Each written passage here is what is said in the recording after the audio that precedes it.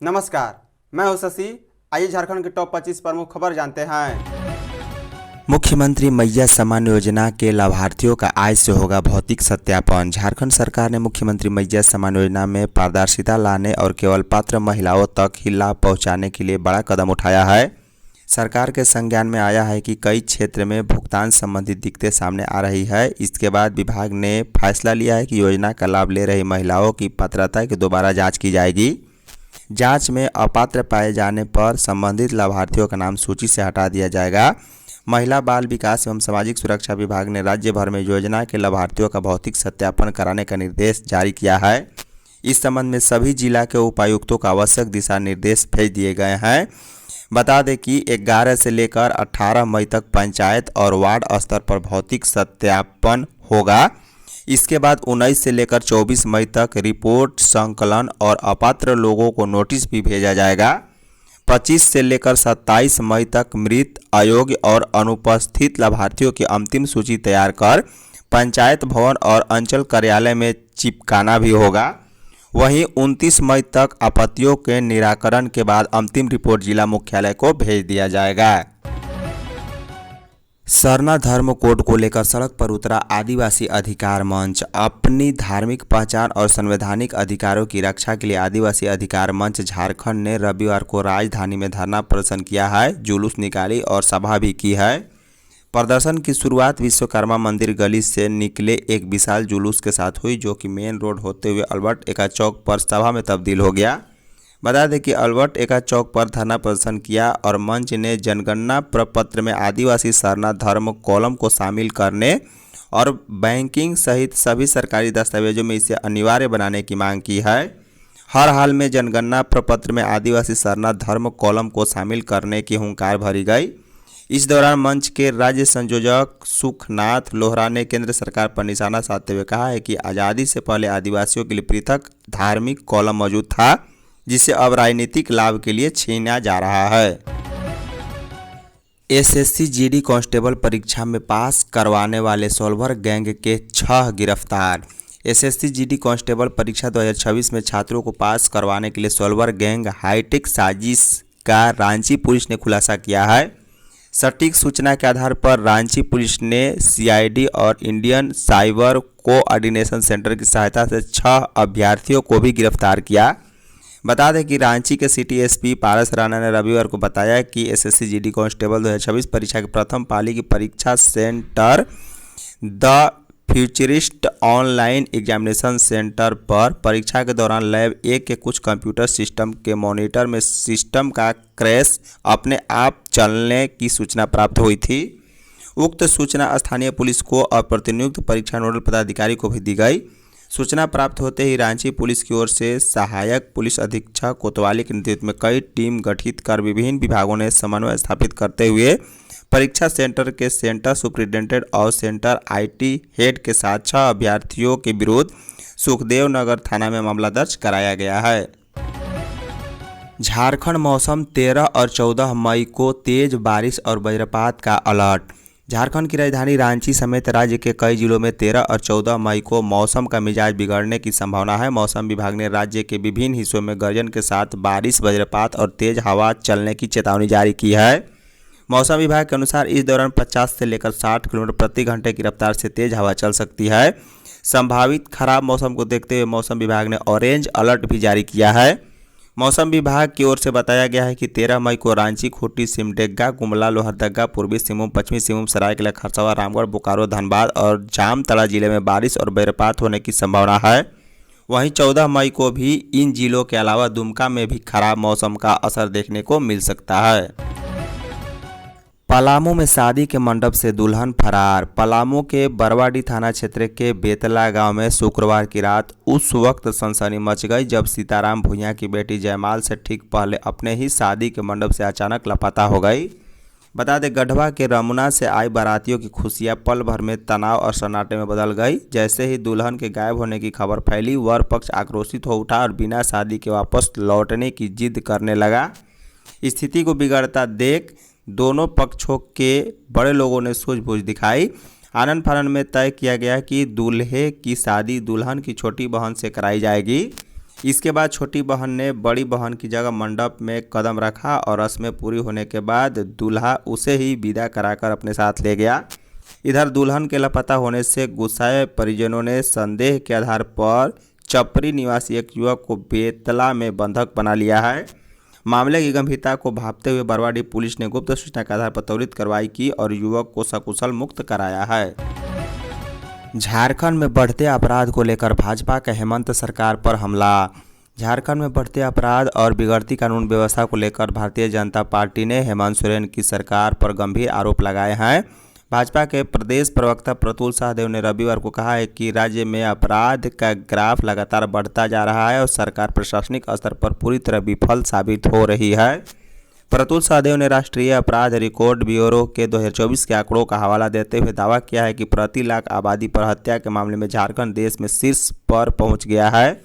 उनके अनुसार वर्ष 2024 में राज्य में 1472 हत्या के मामले दर्ज किए गए और हत्या का अनुपात 3.7 प्रति लाख आबादी रहा, जबकि राष्ट्रीय औसत 1.9 है। उन्होंने कहा है कि झारखंड तेजी से अपराध प्रभावित राज्यों की श्रेणी में शामिल होता जा रहा है। झारखंड में अवैध बालू खनन को लेकर 11 मई को सभी डीसी के साथ बैठक। झारखंड में अवैध बालू खनन, परिवहन और भंडारण पर रोक लगाने को लेकर खान विभाग ने सख्ती बढ़ा दी है। राज्य के विभिन्न जिलों में बालू घाटों का संचालन लंबित रहने और अवैध कारोबार बढ़ने की शिकायतों के बीच 11 मई को राज्य स्तरीय टास्क फोर्स की अहम बैठक बुलाई गई है। विभाग से रविवार को मिली जानकारी के अनुसार यह बैठक 11 मई को वीडियो कॉन्फ्रेंसिंग के माध्यम से दोपहर 3 बजे आयोजित होगी, जिसमें सभी उपायुक्तों, जिला खनन पदाधिकारियों, बीडीओ और सफल बोलीदाताओं को शामिल होने का निर्देश दिया गया है। बता दें, जानकारी के अनुसार राज्य के 16 जिलों में 229 बालू घाटों की टेंडर प्रक्रिया पूरी हो चुकी है, लेकिन लीज डीड की प्रक्रिया लंबित रहने के कारण अब तक संचालन शुरू नहीं हो पाया है। पेट्रोल डीजल का संयम से करें इस्तेमाल। प्रधानमंत्री नरेंद्र मोदी ने रविवार को कहा है कि आज के समय में हमें पेट्रोल, गैस और डीजल का इस्तेमाल कम करना होगा। हमें इंपोर्टेड पेट्रोलियम उत्पादों का इस्तेमाल केवल आवश्यकता के अनुसार करना चाहिए। उन्होंने कहा है कि इससे न केवल विदेशी मुद्रा की बचत होगी, बल्कि युद्ध के असर को भी कम किया जा सकेगा। पड़ोस में चल रहे युद्ध के असर से दुनिया भर में पेट्रोल डीजल के दाम कई गुना बढ़ गए हैं, लेकिन हमारी सरकार पिछले 2 महीने से इसका बोझ खुद उठा रही है। पीएम मोदी ने हैदराबाद में कहा है कि भारत पर इस वैश्विक संकट का असर ज़्यादा है, हमारे पास तेल के बड़े कुएं नहीं हैं। उन्होंने कहा है कि जिन शहरों में मेट्रो है वहाँ लोग मेट्रो का अधिक से अधिक इस्तेमाल करें, साथ ही कार पूलिंग अपनाकर ज़्यादा लोगों के साथ यात्रा करें ताकि ईंधन की खपत और विदेशी मुद्रा पर खर्च कम हो सके। प्रधानमंत्री ने यह भी कहा है कि आज हमें मीटिंग के लिए वीडियो कॉन्फ्रेंसिंग और वर्क फ्रॉम होम जैसे उपयोग की अधिक ज़रूरत है। तकिया से मुंह दबाकर ससुर की हत्या, बहू हिरासत में। रांची के पंडरा ओपी क्षेत्र स्थित विद्यानगर में रहने वाले डॉक्टर केपी गुप्ता के संदिग्ध मौत मामले में पुलिस ने बहू निकिता को हिरासत में लिया है। पुलिस के द्वारा आरोपी महिला से पूछताछ की जा रही है। इस मामले में पंडरा ओपी प्रभारी फैज रब्बानी ने बताया है कि घटना शनिवार की है। मृतक के परिजनों के द्वारा थाना में आवेदन दिया गया है। पुलिस की जांच जारी है। बता दें, जानकारी के अनुसार विद्यानगर निवासी डॉक्टर केपी गुप्ता की संदिग्ध परिस्थिति में मौत की सूचना पुलिस को मिली थी। शुरुआती जांच में यह बात सामने आई है कि बहू और ससुर के बीच अक्सर विवाद होता रहता था।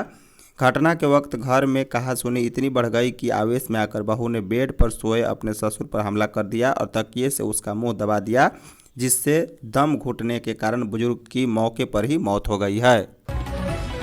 राजधानी में जोरदार बारिश और ओलावृष्टि से जनजीवन प्रभावित। राजधानी रांची में मौसम के अचानक करवट लेने, तेज आंधी, जोरदार बारिश और ओलावृष्टि ने शहर के कई इलाकों में जनजीवन को प्रभावित कर दिया है। बारिश और ओलावृष्टि के कारण सड़कों पर पानी भर गया है, जिससे लोगों को आवागमन में परेशानी का सामना करना पड़ रहा है। तेज हवा के कारण कई जगह पेड़ों की डालियां टूटकर सड़क पर गिर गई है। वहीं अचानक बदले मौसम से लोगों को गर्मी से राहत भी मिली है। बता दें कि शहर के डोरंडा, हरमुख, कांके, लालपुर मेन रोड और आसपास के इलाके में तेज बारिश का असर देखने को मिला। कई लोग बारिश से बचने के लिए दुकानों और छज्जों के नीचे शरण लेते नजर आए। मौसम विभाग ने अगले कुछ घंटों तक बारिश और तेज हवा चलने की भी संभावना जताई है। प्रशासन ने लोगों से खराब मौसम के दौरान सतर्क रहने और जरूरत होने पर ही घरों से बाहर निकलने की अपील की है। चतरा ग्राम में चुना गया नया ग्राम प्रधान। अनगढ़ा प्रखंड अंतर्गत चतरा पंचायत के राजस्व ग्राम चतरा में रविवार को पेशा अधिनियम 1996 एवं झारखंड पेशा नियमावली 2025 के आलोक में विशेष ग्राम सभा का आयोजन किया गया। सभा की अध्यक्षता चतरा पंचायत के मुखिया डोली कुमारी ने की है, जबकि संचालन पूर्व मुखिया सोहन मुंडा ने किया। विशेष ग्राम सभा में शशिकांत पाहन को ग्राम चतरा का नया ग्राम प्रधान चयनित किया गया। उसके प्रस्तावक संजय महली तथा समर्थक सुमित कुमार महतो बने। ज्ञात हो कि चतरा पंचायत में ग्राम प्रधान का पद रिक्त नहीं है तथा वहां पहले से किस्टो कुजूर नामक व्यक्ति ग्राम प्रधान के रूप में चयनित और कार्यरत है। इस पर मुखिया डोली कुमारी ने ग्राम प्रधान किस्टो कुजूर पर विकास कार्यों में सहयोग नहीं करने का आरोप लगाया। उन्होंने कहा है कि पंचायत के कई योजनाओं के संचालन में लगातार बाधा उत्पन्न हो रही थी। वहीं पूर्व मुखिया मोहन मुंडा ने भी आरोप लगाते हुए कहा है कि कुष्टो कुजूर झारखंड पेशा नियमावली के अनुरूप फिट नहीं बैठते हैं। हॉकी इंडिया 11 से लेकर 20 मई तक लगाएगा सीनियर महिला राष्ट्रीय कोचिंग शिविर। हॉकी इंडिया आगामी टूर्नामेंट की तैयारियों को ध्यान में रखते हुए 11 से लेकर 20 मई तक सीनियर महिला राष्ट्रीय कोचिंग शिविर लगाएगा। यह शिविर इसलिए महत्वपूर्ण है क्योंकि टीम FIH नेशंस कप से पहले ऑस्ट्रेलिया के एक्सपोजर टूर पर जाएगी। यह कप 15 से लेकर 21 जून तक न्यूजीलैंड के ऑकलैंड में होगा। आने वाले कैंप के बारे में मुख्य कोच मरीजने ने रविवार को कहा है कि यह ऑस्ट्रेलिया के हमारे आगामी दौरे से पहले एक छोटा कैंप होगा। इस कैंप का मुख्य फोकस खेल के फिटनेस पहलुओं पर होगा और उसमें सुधार करना होगा। हम इस मामले में लगातार अच्छा प्रदर्शन करना चाहते हैं और एक टीम के तौर पर अगला कदम उठाना चाहते हैं। प्राथमिकता के आधार पर समस्याओं का करेंगे समाधान सांसद। सरायकेला खरसावां जिला के सिंहभूम की सांसद जोबा मांझी रविवार को सरायकेला विधानसभा क्षेत्र के सुदूर हातनादा समेत हुदू पंचायत के पोडाडी, कुना मार्च और कालाझोर गांव पहुंची। गांव में पहली बार सांसद को देखकर ग्रामीण काफ़ी खुश थे। सांसद के पहुंचने पर ग्रामीणों ने गर्मजोशी के साथ उनका स्वागत किया।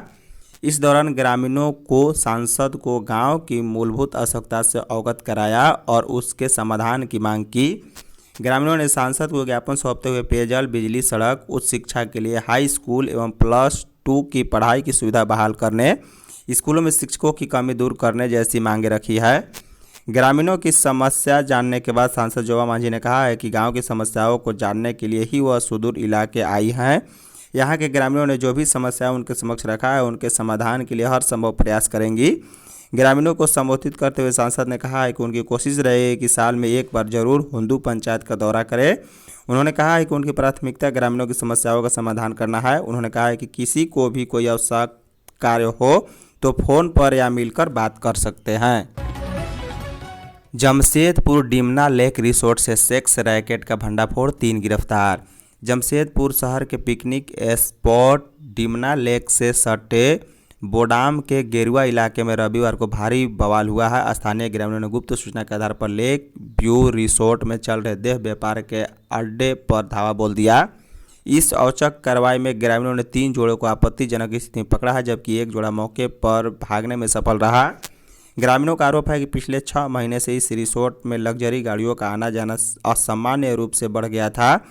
ग्रामीण इलाका होने के कारण स्थानीय लोग लंबे समय से इसे संदिग्ध नज़र से देख रहे थे। रविवार को पुख्ता जानकारी मिलने के बाद ग्रामीणों ने एकजुट होकर रिसोर्ट की घेर लिया और खुद ही कमरे की तलाशी लेने शुरू कर दी। हंगामे के दौरान ग्रामीणों का गुस्सा रिसोर्ट के मैनेजर संतोष गिरी पर फूट पड़ा। लोगों ने उसकी जमकर पिटाई भी कर दी है। HEC मजदूरों की समस्याओं के समाधान को लेकर उच्च स्तरीय बैठक होगी। हटिया मजदूर यूनियन सिट्टू ने HEC मजदूरों के लंबित और ज्वलंत मुद्दों के समाधान के लिए जल्द ही HEC प्रबंधन के निदेशकों के साथ उच्च स्तरीय बैठक करने की घोषणा की है। यह निर्णय रविवार को धुरवा स्थित यूनियन कार्यालय में यूनियन अध्यक्ष भवन सिंह की अध्यक्षता में आयोजित बैठक में लिया गया। बैठक के दौरान यूनियन नेताओं ने मजदूरों से जुड़े विभिन्न मुद्दों पर विस्तार से चर्चा की। अध्यक्ष भवन सिंह ने कहा है कि HEC के मजदूरों की समस्याओं का समाधान वार्ता के माध्यम से निकालने की दिशा में पहल की जाएगी। उन्होंने कहा है कि प्रबंधन से बातचीत कर मजदूर हितों की रक्षा और उनके अधिकारों की बहाली सुनिश्चित करने का प्रयास भी किया जाएगा। यूनियन ने 2018 और 2023 बैच के तकनीकी कामगारों के लंबित प्रमोशन पर सहमति बनाने की मांग उठाई है। इसके अलावा सप्लाई मजदूरों के वेतन भुगतान, लंबित महंगाई भत्ता को जोड़कर एरियर भुगतान और केंद्रीय वेतनमान लागू करने की मांग को भी प्रमुखता से रखा है। झारखंड सीआईडी ने 8.52 करोड़ के साइबर ठगी का किया भंडाफोड़। झारखंड में साइबर अपराधियों के खिलाफ चल रहे अभियान में अपराध अनुसंधान विभाग को बड़ी सफलता मिली है। सीआईडी के साइबर क्राइम थाना पुलिस ने करोड़ों रुपए की ठगी करने वाले गिरोह के एक सक्रिय सदस्य ब्रिजेश सिंह को उत्तर प्रदेश के मिर्जापुर जनपद से गिरफ्तार किया है। जांच में यह बात सामने आई है कि अपराधियों ने वादी को व्हाट्सएप के माध्यम से एक नाम की फर्जी ग्रुप से जोड़ा था। पीड़िता को फॉरेक्स ट्रेडिंग में निवेश करने पर मोटा मुनाफा करने का प्रलोभन दिया। शुरुआत में भरोसा जीतने के लिए अपराधियों ने पीड़िता के वॉलेट में फर्जी लाभ भी दिखाया, जिससे प्रभावित होकर पीड़िता ने अलग अलग बैंक खातों में भारी रकम निवेश कर दी। इस प्रकार साथियों ने वादी से कुल 8,52,47,00,000 की धोखाधड़ी की है। धन्यवाद।